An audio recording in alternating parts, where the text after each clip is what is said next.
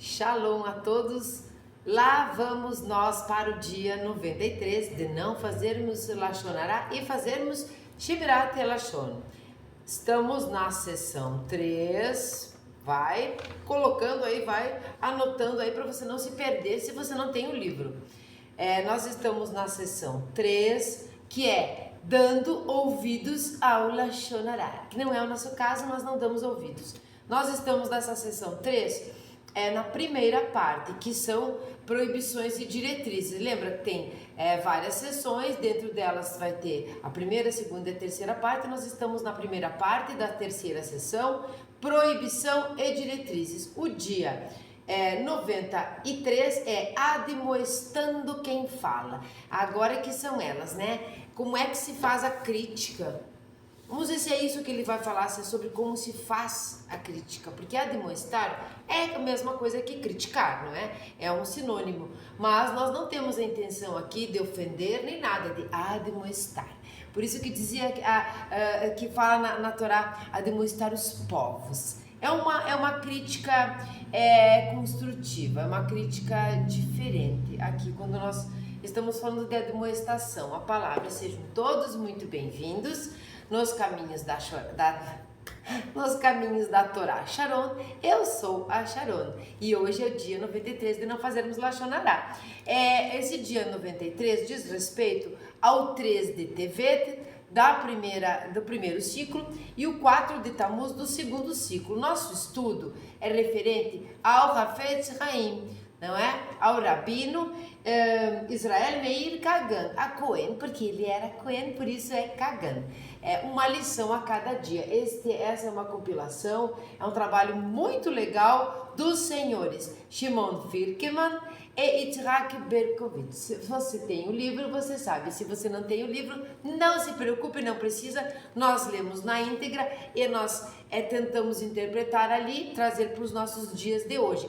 Os nossos dias de hoje de gente, os nossos dias de hoje de Bnei Noah, os nossos dias de hoje de qualquer pessoa. O que fazer com esses ensinamentos? Como utilizar, como o melhor uso possível, aproveitar o máximo possível o pensamento desses sábios. O Hafetz Haim, em particular, sim, dedicou sua vida toda para boa fala, para a conduta ética, não é? Nós sabemos que a nossa boca, a nossa língua é poderosa e tudo que é poderoso ou tudo que é poderosa pode ser perigosa também, né? A linguinha nervosa, como pode ser um benefício para nós, pode edificar ou acabar com uma pessoa ou com um assunto ou com um momento, e nós queremos méritos positivos para em prol da nossa redenção, a redenção coletiva da humanidade toda, não é? Um passo a mais nesse degrau da nossa evolução de alma, não é? Às vezes a gente fala evolução espiritual. Eu gosto de deixar claro aqui que o espírito, no entendimento esotérico, o espírito não muda. O espírito é justamente aquilo que é um pedacinho de Deus. Afinal de contas, nós estamos dentro dele, então nós somos um pedacinho dele. Tudo que está dentro de você é um pedacinho de você, não é? Então nós estamos dentro de Deus, nosso espírito não muda. O que nós temos é uma alma, ela sim, ela vai se elevando, se modificando com relação e decorrente de todos os nossos atos aqui. Então, esse átomo permanente, vamos usar essa palavra átomo permanente, é tão bonita, não é física, não é científica, mas o átomo permanente, aquele que não muda. Então, a nossa evolução aqui, o nosso propósito aqui é elevar a nossa alma, elevar o nosso ser. Vamos ler a máxima do dia. Um só pecador pode arruinar um grupo inteiro. Ai, ai, ai. Falando aqui justamente de que a redenção não é algo individual. Se eu me melhorar, se eu estudar a Torá, se eu tiver uma conduta ética, se eu for uma pessoa honesta, se eu cumprir todas as mitzvot, se eu não... Enfim, eu sou aqui numa base de quase perfeitinha. Isso muda alguma coisa para o coletivo? Muda, mas ainda não é o coletivo. E quando eu falo mal de alguém, eu sou o contrário, uma imperfeição total. Uma porcaria de pessoa mesmo, né? Não vale nada. Isso muda o coletivo? Não completamente, mas um pouco muda.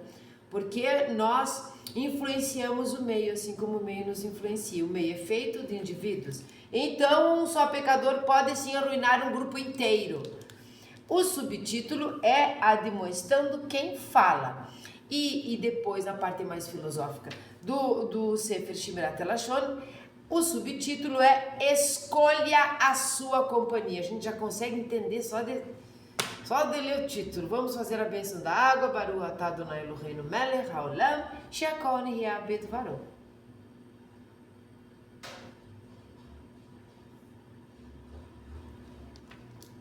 Vamos então começar. Admoestando quem fala. O mandamento: deverás repreender o teu semelhante. Está em Vaikra 19 e 17. Deverás repreender o teu semelhante. Exige que um judeu informe ao pecador que o seu comportamento é impróprio e que tente convencê-lo a corrigir-se. Sim, vamos tirar a palavra judeu e vamos tirar também a palavra Bnei Noach. É diferente sendo judeu e sendo Bnei Noach, porque nós conhecemos a obrigação, não é? Nós conhecemos o que temos que fazer, nós temos esse conhecimento, então a nossa responsabilidade é muito maior. Mas se você não entende como é que se você não é Bnei Noach, porque Bnei Noach é todo mundo, mas enfim, você não entendeu muito bem isso ainda, né? Provavelmente você não seja um judeu, porque você, não sei se tem algum judeu inscrito no canal, mas enfim, você vai entender isso como uma pessoa, porque aqui nós estamos justamente aprendendo as regras, as leis, as obrigações de como não fazer Lashon Hará, as proibições, como ele diz, e as diretrizes que ele vai dar. Então nós já sabemos que nós precisamos repreender. Então eu vou tirar a palavra judeu, eu vou tirar a palavra, a expressão Bnei Noach, e eu vou usar pessoa ou humanidade, tá? Ou gente também. Então, deverás repreender o teu semelhante, exige que uma pessoa informe ao pecador que o seu comportamento é impróprio e que tente convencê-lo a corrigir-se. Já vimos isso antes. Você chega no pecador, você tenta convencê-lo, você conversa com ele, né? Antes de fazer Lashon Hará e fofoquinha para os outros, ficar delatando a pessoa, primeiro você chega na pessoa. Aqui que está escrito isso. Ao expressar desaprovação, devemos estar preparados para suportar constrangimentos e insultos. Uau, verdade! E devemos continuar expressando a nossa desaprovação enquanto o ato proibido estiver sendo repetido. Quando ele diz aqui suportar constrangimentos e insultos, de todo tipo, viu? Da pessoa que você vai admoestar lá, repreender que ela está realmente fazendo, né, um pecado, ela vai dizer: o que você tem que ver com a minha vida? Cuide da sua vida. Nós vamos nos sentir, né, se nós estivermos estudando, vocês, nós, maus aqui, dá um mal-estar, porque parece que somos nós que estamos fazendo o Lashon Hará. Parece que somos nós que estamos no caminho errado. Porque fica aquilo assim, é verdade, eu não tenho que me meter na vida do outro, mas nós vivemos em sociedade, em coletividade, nós queremos o bem do outro, não é para que ele queira o nosso. Nós sabemos o que se alicerça a Torá, né? Fazer ao semelhante o que nós gostaríamos que fizessem a nós, e não fazer o que não gostaríamos. Nós temos a obrigação de proteger e de admoestar as pessoas. Por quê? Porque a redenção é coletiva, sempre lembrem disso.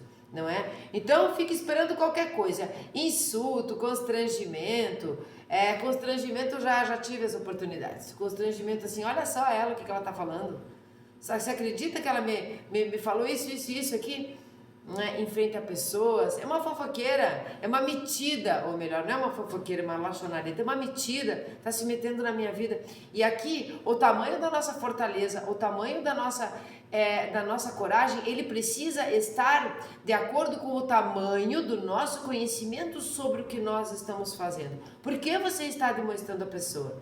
Por que você está repreendendo a pessoa? Porque você é uma pessoa metida, que você quer se meter na vida do outro, achar que sabe mais do que ele, o que é o bambambam e ele não é?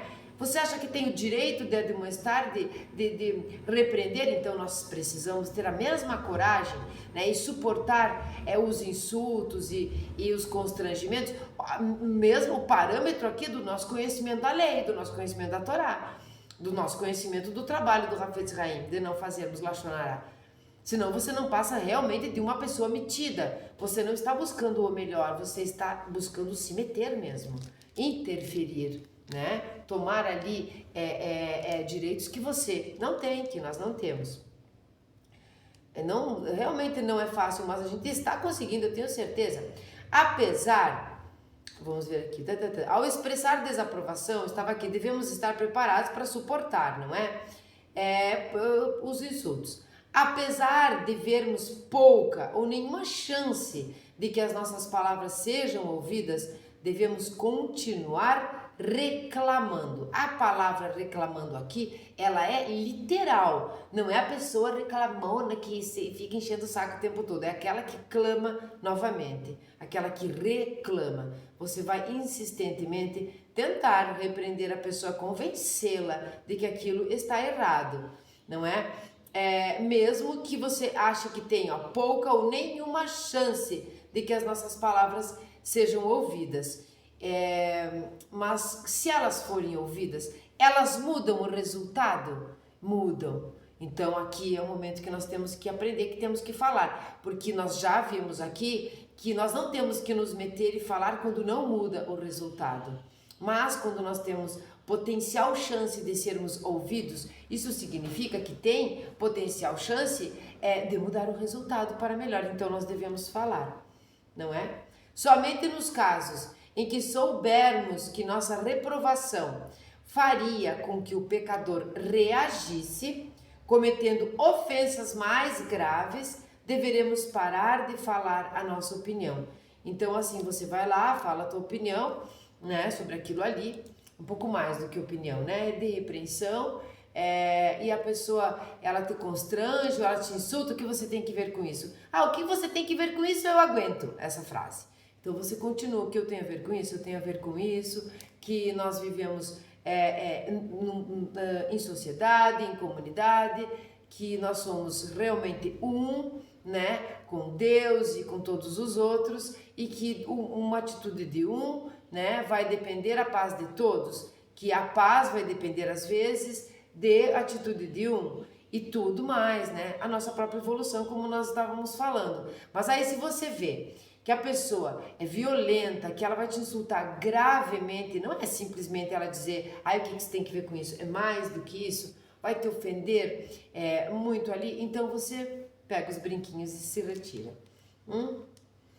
Bom, a reprovação deve ser administrada com respeito e compreensão. Sim, você não vai ser dizer, você está errado, não, você vai chegar com calma, com a calma que você aprendeu, demonstrando que você aprendeu treinando em você mesmo e tudo mais, né? Com respeito e compreensão, porque a pessoa pode não estar no mesmo nível que você que estuda, por exemplo.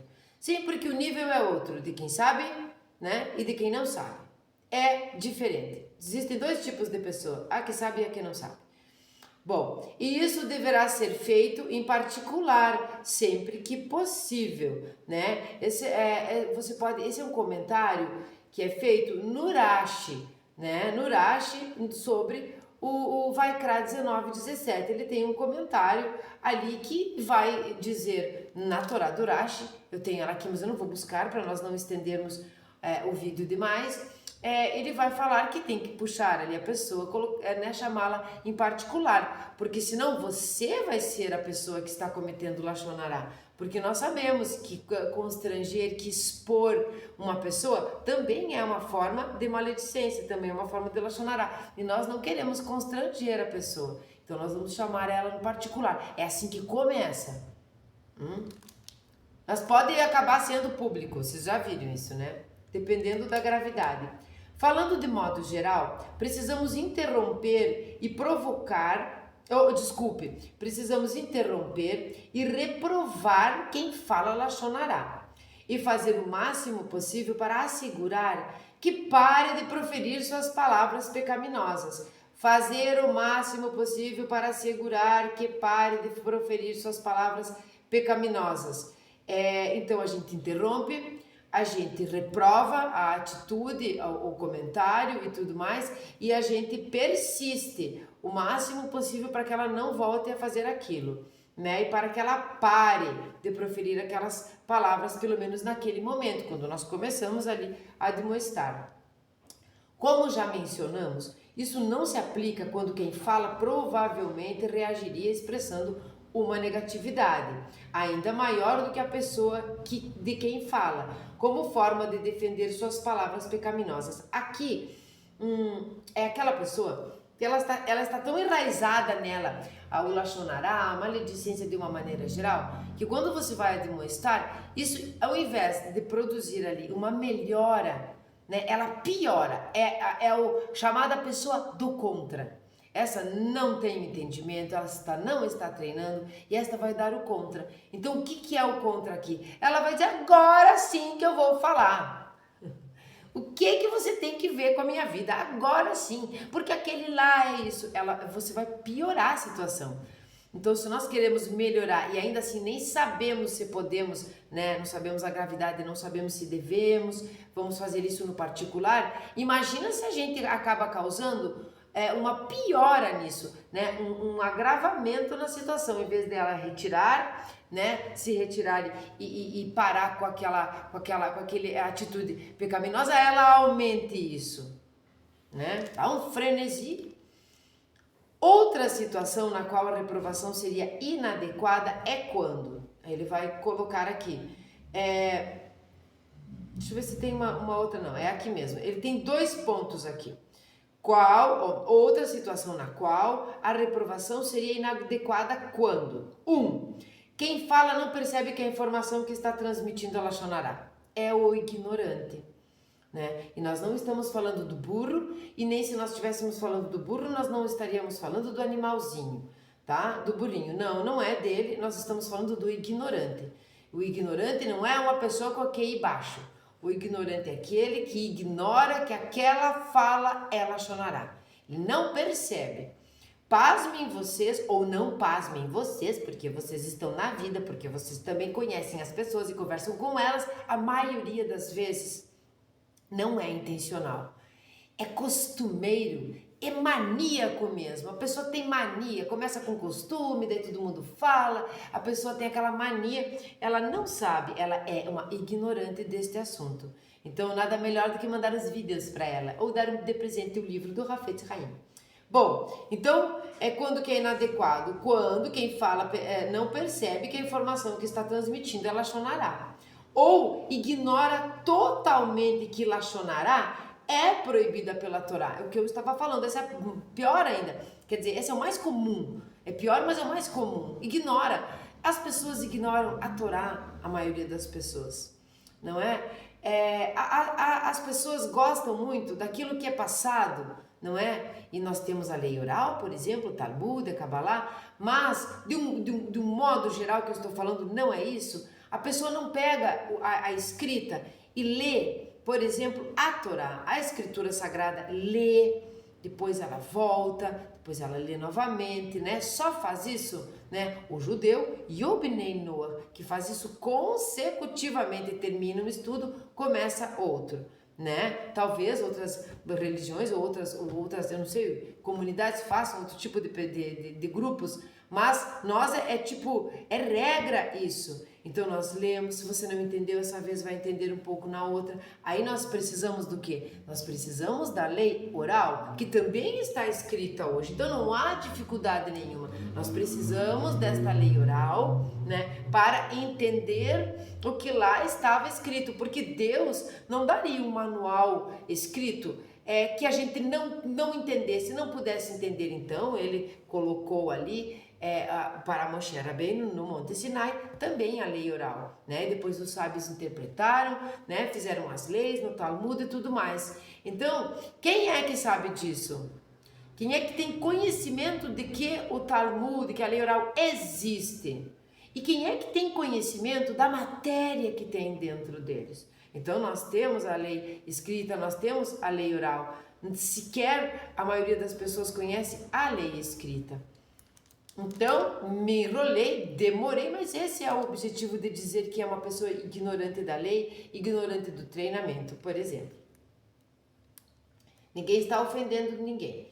2, né? Esse era o 1. É óbvio que quem fala continuará falando Lashon Hará, mesmo após ter sido informado que isso é proibido. Então, quando que é inadequado a gente reprovar? Quando a gente sabe que, quando fica óbvio que a pessoa não vai parar de fazer Lashon Hará, nem mesmo quando ela aprender que é proibido. Aqui é aquelas pessoas assim, você convida, né? Você convida, você compartilha, por exemplo, um vídeo, você dá uma Torá de presente, você dá um Hafetz Haim de presente, você conversa, você explica e fica muito óbvio que a pessoa entendeu que existe essa proibição, mas que ela não está com vontade nenhuma de seguir isso e ela acha que o jeito dela é o certo. Então, quando é óbvio que a pessoa não vai mudar a sua opinião, vai continuar fazendo essa proibição, mesmo sabendo que é uma proibição, é inadequado a gente admoestar. Então, é como se fosse assim, não perca seu tempo com essa. A gente vai ficar perdendo o nosso tempo. Não, isso é perder de tempo mesmo. Esse é tempo limitadinho nosso aqui mesmo. Uma coisa é quando você tenta despertar uma pessoa para algumas coisas e ela desperta ou ela tem vontade. Às vezes ela não quer.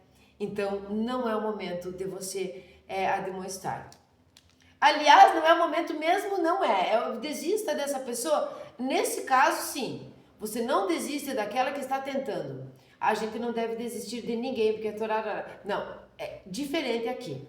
Quando interfere no seu próprio crescimento, sim, você desiste, pelo menos por hora, temporariamente, daquela pessoa. Se ela for muito cara, você vai insistir. Mas este não é o momento de admoestar. Nesse caso, não tem como, né? Nesse caso, a reprovação transformaria quem fala de um pecador inadvertido num pecador proposital. Portanto, melhor não reprová-lo. Quer dizer, se você tem essas duas coisas, sabe que a pessoa ignora o assunto, inadequado a demonstrar. Sabe que a pessoa, mesmo não me ignorando, ela vai continuar sendo como ela é. É óbvio, você conhece muito bem essa pessoa. Então, você não deve demonstrar. Por quê? Porque você, ou melhor, nós é que vamos ser um pecador proposital. Porque se nós sabemos, né, de quem fala de um pecador inadvertido. Nós é que nos tornamos. Vejam que, quando diz aqui a seção 3, vamos voltar lá atrás, a seção 3 diz respeito dando ouvidos ao Lashon Hará, nós entendemos que quando nós fazemos o Lashon Hará de alguém propriamente dito, vamos dar aqui um exemplo assim, nós metaforicamente, mas um pouco não metaforicamente falando, nós adquirimos, nós trazemos para nós os méritos negativos dela e entregamos os nossos positivos. Aqui o processo é parecido, podemos até dizer que o processo é igual, mas em vez de falar, você está ouvindo. Você ouviu o Lashon Hará, né? Então, dando ouvidos ao Lashon Hará. Você ouviu o Lashon Hará e agora você precisa repreender este Lashon Hará. Se você sabe que a pessoa não vai te obedecer, não vai te ouvir, ou se ela ignora completamente aquilo e você continua, né? Você é que acaba recebendo os méritos negativos dela e transportando para ela os seus méritos positivos. Agora aqui na escuta. Tudo está aqui, né? Na cabeça. Boca, nariz, Aquilo que Deus colocou para nos nutrirmos, né, para comer, para também sentirmos sabores e termos prazer. Por isso a língua tem vários, as papilas gustativas, e a gente sente o salgado, e a gente sente o doce, e a gente sente o fel também, né? A gente sente, a boca, ela é usada para falar coisas de amor e para amaldiçoar alguém. Ela é feita para comermos coisas que nos fazem bem e para colocarmos lixo para dentro também. Então nós temos um instrumento ali, né, dado por Hashem, justamente para que a gente aprenda como lidar. Porque quando Deus suflou nas narinas do homem a vida, não é mesmo? Foi pelas narinas. Então nós sentimos os cheiros, aquilo que entra bom, aquilo que entra e é ruim. Mas quem processa o que o nariz sentiu, esse respirar, quem processa, quem comunica o que os ouvidos ouvem, quem comunica o cheiro que sentiu, quem comunica o que viu é a boca. Por isso o Lashon Hará é um dos piores pecados que tem. Piores castigos. Hein? Uma vez me disseram que castigo ter a boca e não poder falar tudo o que quer. Poder você pode, mas não deve. Escolha a sua companhia. Lado direito do Sefer Shemirat HaLashon. Devemos evitar associar-nos com determinados grupos, a menos que saibamos que os seus membros são cuidadosos em relação à fala proibida. Olha só, ele vai lá adiante que a gente deve até cuidar com as companhias com relação à fala mesmo proibida. Se você sabe que é um grupo de faladores mesmo, de lachonarentos, não devemos nos unir a eles, não é? Não devemos nos associar. Já sabem, né? Tá? Esses barulhos, eles são normais, eu estou num lugar bem aberto aqui. Se as circunstâncias exigirem essa associação, né? As circunstâncias, por exemplo, uma comunidade Bnei Noach, que nós podemos dar esse exemplo. As comunidades Bnei Noach são muitas hoje no país e no mundo, mas são muito poucas perto do que poderia ser ou do que vai ser no futuro. Estão crescendo. Então as cidades, nem todas as cidades têm uma comunidade, tem aquele grupo. Então às vezes você vai acabar precisando estar ali mesmo, precisando estar naquele grupo que não é exatamente o que você gostaria, mas é o que tem para o momento.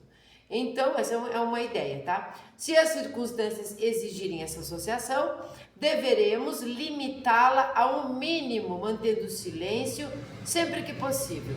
Até um único pecador pode estragar um grupo inteiro, tornando necessário que se evite a sua companhia. Aqui é muito importante. Vou querer comentar porque aqui é assim, aqui serve muito para nós, comunidades Bnei Noach. Quando teve ali o advento que nós tivemos lá atrás, né, no calendário gregoriano, o 2020 ali, que tivemos aquele problema, aquela pandemia e tudo mais, as pessoas se voltaram para o mundo virtual, as pessoas precisaram procurar realmente maneiras de estudar, maneiras de se encontrar, né, restritas ao mundo virtual. Então foram abertas muitos grupos de estudo de pessoas de várias vertentes, não só religiosa, né, de várias coisas de ensinamento. Eu me lembro que eu entrei em muitos grupos assim, de crescimento, grupos até de receitas de comida, de doce, né, e tal. Então, quando isso passou, as pessoas já estavam ali conhecidas, já estavam se gostando do processo, mesmo que pudessem se encontrar presencialmente. A maioria não podia, não pode. Por quê? Porque as suas cidades não têm a comunidade. Quando isto virou virtual, veio uma pessoa de cada canto do país, não é? Então teria que construir alguma yeshivá Bnei Noach, ou alguma sinagoga, que já tem algumas, e pegar todas essas pessoas dos grupos que estão longe no país. Então ficou inviável isso, pelo menos no começo, né? Já se passaram 5 anos desde lá, mas ainda é difícil. As pessoas também criam laços e não querem sair dali e tudo mais. Aí vem aquela ânsia de aumentar o grupo. Aquela ânsia. Aí eu quero, tomara que, né, quanto mais pessoas entrarem, para divulgar. Não, nós podemos divulgar, mas nós não somos proselitistas assim, como o judaísmo não é, como os judeus não são.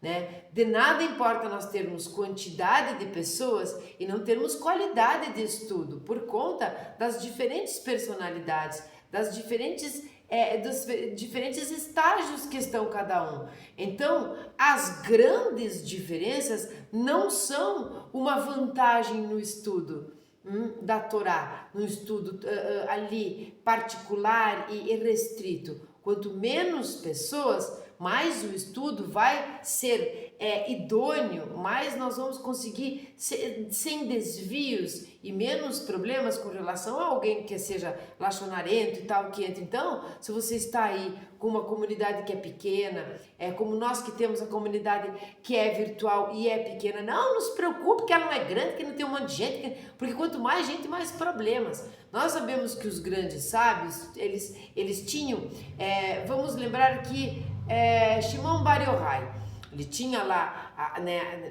coisas que ele ia falar para, sei lá, para a grande assembleia, vamos chamar assim, né? E tinha aquilo que era restrito, aqueles que sabiam da parte mais esotérica do que ele estava passando, né? Do que ele estava ensinando, do que ele poderia passar adiante para alguém que compreendesse e não deturpasse, né, o ensinamento, que é justamente o Zohar. Então, e é muito importante. E até hoje, e cada vez mais, eu minha pessoa ignorante aqui, não de todo, mas de grande parte, eu vejo muitos erros. Esses erros parecem não ser importantes, mas eles são. Eles são muito importantes, porque o errado nunca vai ser certo. E o certo nunca vai ser errado. Quando o errado se transformar no certo, ele não é mais um errado. Então nós precisamos aprender da maneira certa. Então não se preocupe se tem pouca gente estudando com você, ou se você faz isso sozinho, mas tem um rabino, alguém que sabe um pouco mais do que você sobre aquele assunto, para te auxiliar. Não se preocupe com isso. Não se preocupe. Menos lachonará ali, mais produção. Mais produtivo é o estudo. O Sefer Rosh Hagivah escreve. Deixa eu ver aqui se tinha em cima aqui uma nota. Não tinha. Então, novamente. O Sefer Rosh Hagivah escreve. Rosh Hagivah. Fica alerta, meu filho, sobre o que o rei Salomão, Shlomo Melech Shlomo, disse: nos ouvidos de um tolo não fales, para que ele não calunie a sabedoria das tuas palavras.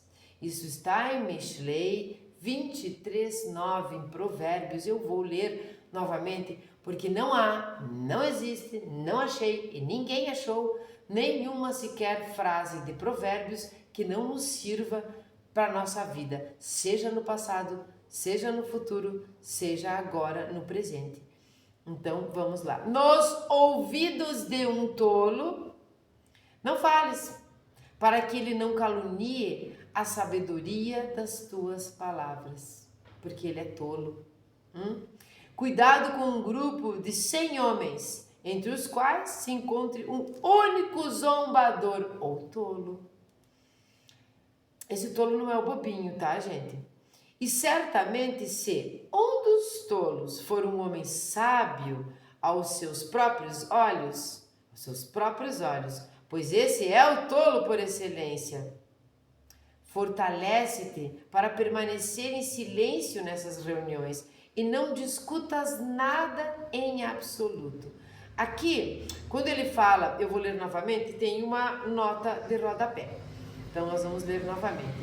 Cuidado com o grupo de 100 homens, entre os quais se encontre um único zombador ou tolo, tá? Agora sim, e certamente se um dos tolos for um homem sábio aos seus próprios olhos, por quê? Porque a maioria dos tolos pensa que é o bambambam, pensa que é sábio, né? A maioria das pessoas que a gente chama de tolo não é aquele ingênuo, não, é aquele tolo, ensoberbado, orgulhoso, que pensa que sabe muito mais do que realmente sabe e muito mais do que os outros. Então ele é perigoso. Então, for um homem sábio aos seus próprios olhos, pois este é o tolo por excelência. Aí na nota de rodapé nós vamos encontrar Provérbios 26:12, né? Aqui ele divide, né? Nós não vamos buscar agora. E continua uma frase: um tolo que se considera sábio não tem esperança de adquirir sabedoria. Portanto, ele é o maior tolo de todos.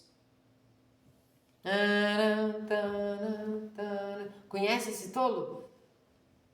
Sim, eu pergunto se você conhece esse tolo, porque se você for ou se eu for esse tolo, esse tipo de tolo sequer admite que é tolo.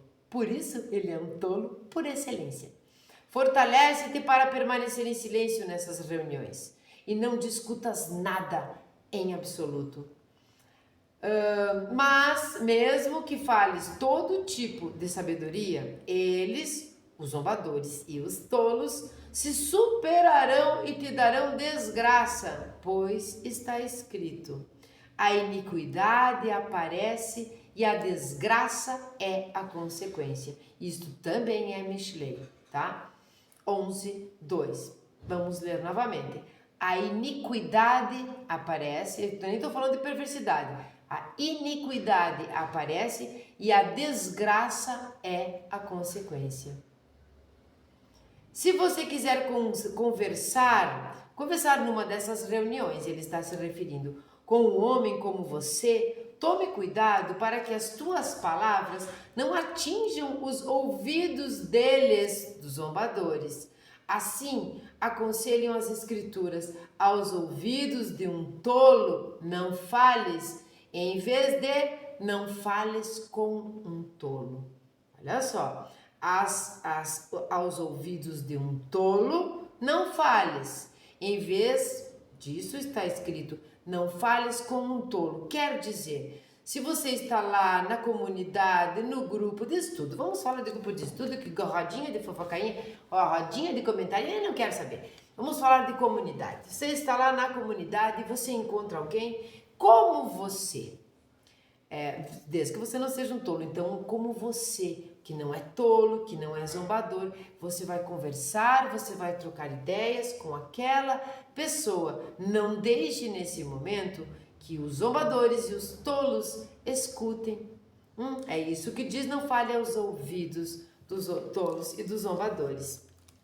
Eu vou ler o último parágrafo, porque precisa ficar enraizado, internalizado na nossa mente, né? A flecha bumerangue, a bolinha que ricocheteia, tudo isso também serve para os ouvidos. E nós não vamos jogar fora o que nós estamos aprendendo, nós precisamos saber quem é quem. E aqui não há nem preconceito, nem um sentimento de desigualdade com os outros. Porque quem quer crescer em Torá e está unido entre pessoas, precisa de pessoas com o mesmo objetivo. Não estamos falando que todos têm que pensar igual, mas todos precisam ter o mesmo norte. Se tiver um zombador ou um tolo ensoberbado que pensa realmente que é um sábio e é um tolo, este não vai poder escutar grandes coisas que você e o seu igual estão falando. Por quê? Porque está escrito na escritura: não fales com um tolo. Não, está escrito: aos ouvidos de um tolo não fales. Esse foi o dia 93 de não fazermos Lashon Hará, fazermos Shmirat HaLashon a partir das orelhas, porque toda esta primeira parte, segunda e terceira, a sessão 3 diz respeito ao que nós escutamos, o que fazer com o que nós escutamos, quando falar, quando admoestar, quando levar adiante, quando sair do lugar, o que fazer. A grande mensagem neste dia 93 é para nossas comunidades Bnei Noach. Não tenha a ânsia, se você tem aí uma comunidade, ou você é um inscrito, está aqui e não tem ninguém. Já tive vários comentários: eu sou não sei da onde, e não tem ninguém Bnei Noach aqui, não tem grupos, não tem.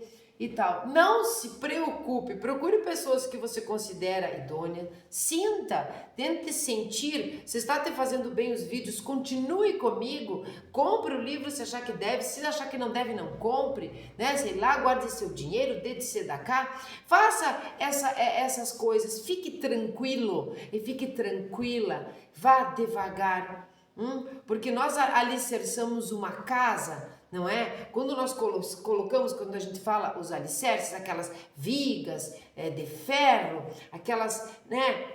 Esse tipo de construção, devagarzinho, bem alicerçado, é a estrutura bem feita que não balança o prédio, que não ameaça essa construção. É tudo que é devagar, mas bem alicerçado. Então você vai subindo, subindo, colocando os tijolos e tudo mais, aos poucos. Nesse momento bem alicerçado, pessoas vão chegando e se unindo com o seu próprio tijolinho, não é? Com a sua própria mão de obra para ajudar nesse serviço a Hashem. Mas se você sair angariando, tiver pressa que tenha quantidade, nós vamos aqui pecar, porque vai ser a mesma coisa do silêncio com qualidade, né? O que é a qualidade do silêncio? O que é a quantidade do silêncio? A quantidade de silêncio, para quem sabe não passa adiante, é egoísmo. A qualidade do silêncio para aquele que sabe quando, porquê e como silenciar, esse é o que nós queremos. Então, fique tranquilo, as coisas vão devagarzinho. Vamos fazer realmente como é feito com as azeitonas da oliveira. Vamos espremer, tirar todo aquele óleo de oliva, aquele azeite virgem, aquele azeite extra virgem. E aí sim nós vamos vendo as azeitonas, as outras azeitonas se aproximarem e fazerem o mesmo. Então não tenha pressa. Hoje nós vamos ler o Salmo 134. Espero que vocês tenham gostado. Eu gostei muito deste dia. Esse dia me serviu muito porque as comunidades realmente estão precisando entender essas coisas. E muito bom é quando eu posso passar isso e não ser da minha boca simplesmente. Não é um achismo meu. É um trabalho de muito tempo, de muitos anos da vida do Hafetz Haim. Não é? Sobre esses assuntos, então, por certo, ele sabia o que estava falando, não é mesmo? Vamos ler agora o Salmo 134. Curta, comente e compartilhe, comente o que você está achando, se inscreva se não for inscrito, ative o sininho se quiser receber os próximos vídeos, saber que eles estão ali, tá? Que vem naquela coisinha do lado do computador, mas o mais importante é compartilhe com aquelas pessoas que estudam junto com você, com aquelas pessoas que precisam entender isso também, para que vocês cresçam juntos. Vamos lá para o Salmo 134, deu uma escurecida aqui no dia. O Rio Grande do Sul não é moleza, não. O Rio Grande do Sul não é moleza. 134, Cântico de Ascensão. Bendizei ao Eterno todos vós, seus servos, que permaneceis em sua casa pelas noites adentro. Estendei para o santuário vossas mãos e bendizei ao Eterno. E que de Sion vos responda o Eterno, que criou o céu e a terra com sua bênção. Podem dizer amém se concordam com o Salmo. Tchau, até uma próxima vez. De repente mais claro aqui que tá bem escuro.